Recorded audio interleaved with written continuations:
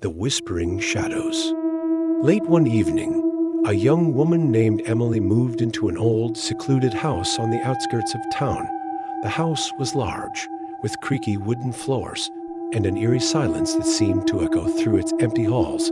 Despite its dilapidated appearance, Emily loved the charm of the place and was eager to start her new life there. On the first night, as she lay in bed, she heard soft whispers drifting through the walls.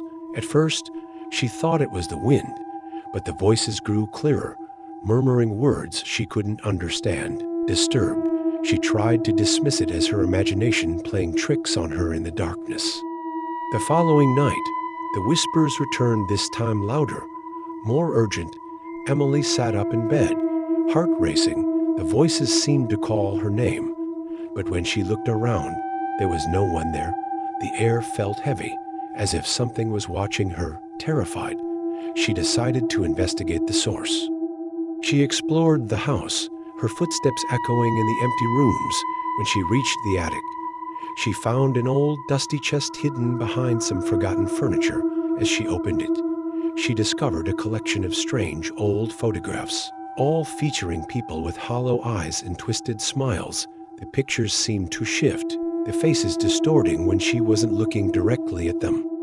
Suddenly, she heard a low growl behind her. Spinning around, Emily saw nothing, but the temperature in the room dropped sharply. Her breath misted in the cold air. Then, she heard the whispers again, closer this time, almost as if they were right behind her. She turned slowly, her heart pounding in her chest. In the corner of the attic, the shadows moved. They weren't just shadows, though.